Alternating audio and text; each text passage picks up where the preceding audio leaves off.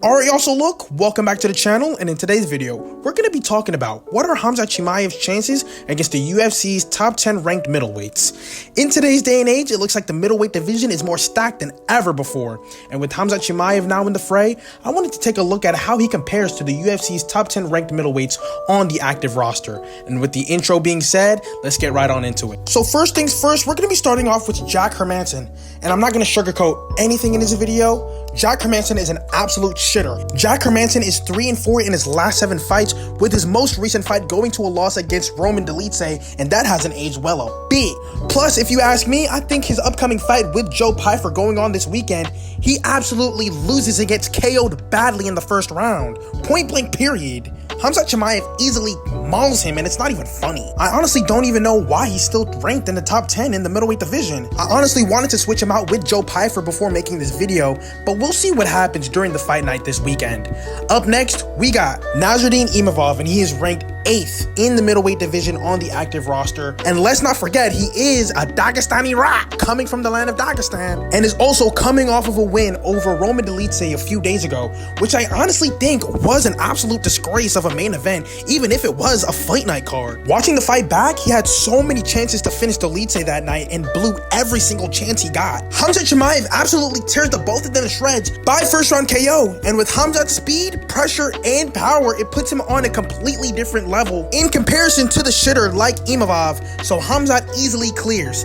On to the next, we got Brendan Allen, ranked number 7 in the middleweight division. And so when we talk about Brendan Allen, we also have to talk about him coming off of his dominant performance over Paul Craig, that dominant submission over Paul Craig, absolutely brutalizing and embarrassing Paul Craig, the so-called top 20 grapplers in the sport. Brendan Allen went in there and absolutely brutalized him and embarrassed him. I honestly think, looking back, Brendan Allen might be one of the dark horses of the middleweight division. He cooked and beat Paul Craig in his own domain. How are you a grappling guy and get fucked over in the grappling department? It makes no fucking sense. Not to mention, he's on a 6-fight win streak, but the thing is about his win streak, it's not against champ level comp, with his last loss coming from Chris Curtis in 2021. I don't think he matches up well against Khamzat's tenacity and pressure, especially in the first round. I got Khamzat Chimeav by first round submission or second round TKO. On to the next fighter. We got Paulo Pullout Merchant Costa.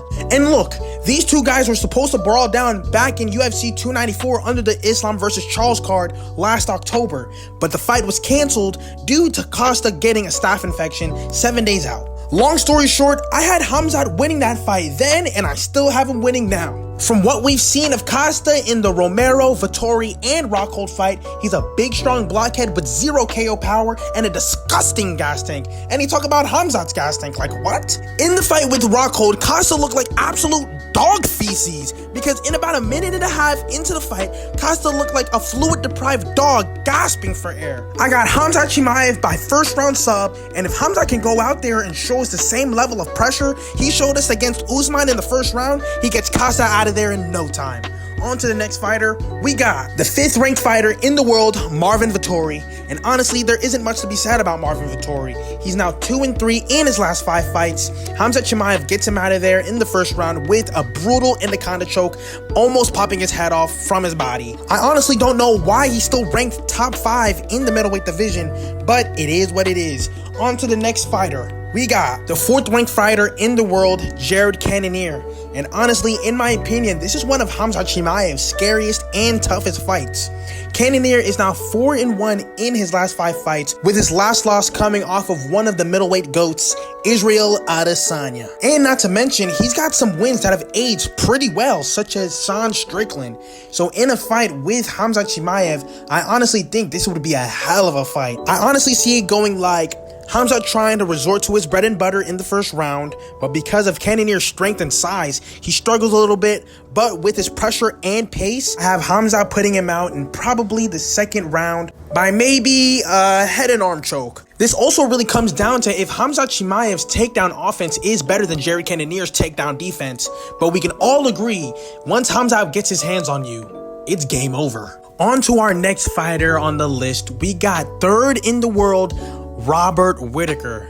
and in my opinion, Khamzat's toughest fight in the middleweight division. A fight with Bobby Knuckles would be absolutely insane, and I'm honestly super split on this fight, because after the DDP fight, Robert Whitaker doesn't look like an absolute god like he used to. But we also have to take into account that his loss against DDP was a brawl on the feet, and I don't think Khamzat has the same hands DDP has. All I can say is that if Khamzat takes care of Rob's blitz, then he'll be fine. We kind of did see during the DDP fight, once DDP anticipated the timing on Rob's karate blitz, it was kind of over. So if I'm picking a round and an execution, I'ma say maybe the second round by TKO, Robert Whitaker. I think he's a little bit too fast for Khamzat, and we've seen before, Khamzat's not the best striker in any sort of the imagination and can get lit up on the feet from time to time, just like how we did against Gilbert Burns and Kamaru Usman. This fight would be an absolute brawl and would be close. There would be some close calls by Robert, but I honestly think Robert Whitaker beats Khamzat Chimeav, sadly. On to our next fighter. We got second ranked middleweight in the world and in contention for middleweight GOAT status, Israel Adesanya.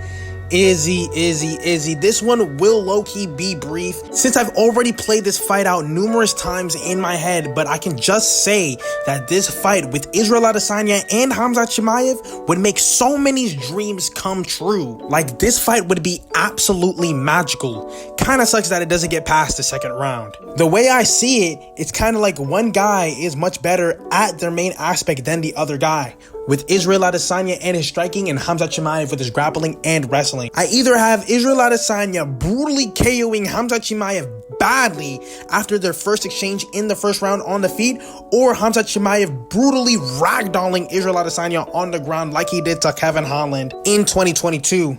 So I'm kind of split on who should win this fight. But it doesn't matter anyway, because Khamzat Chimeav is going to brutally maul Israel Adesanya on the ground. He's going to eat his soul and absolutely brutalize his fate for his cartoon porn addiction and touching his dog on numerous occasions like an absolute weirdo. Khamzat Chimeav gets the job done in the first round by absolute domination and PETA. On to our next fighter, number one in the world, we got Sean Strickland. And honestly, I see this going one way. Sean Strickland doing what Sean Strickland does and just spams that jab and the teep to weaken Khamzat. But I also see Khamzat doing what he does best and absolutely ragdolling and tapping him out in the first round.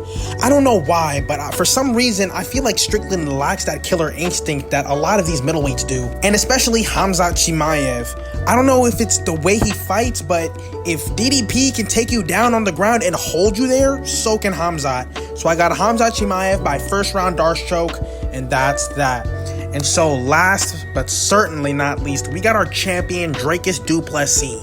Like the Bobby Knuckles fight, this one is going to be an absolute doozy for Khamzat Chimeav. Though Dricus Du Plessis is a tank, I do see this fight going on like no other. With Khamzat Chimeav being the first round merchant that he is, I do see him putting on an insane pace and pressure in the first round. That would absolutely make it one hell of a fight for Dricus Du Plessis. But if I had to pick, I must say Dricus Du Plessis as of right now.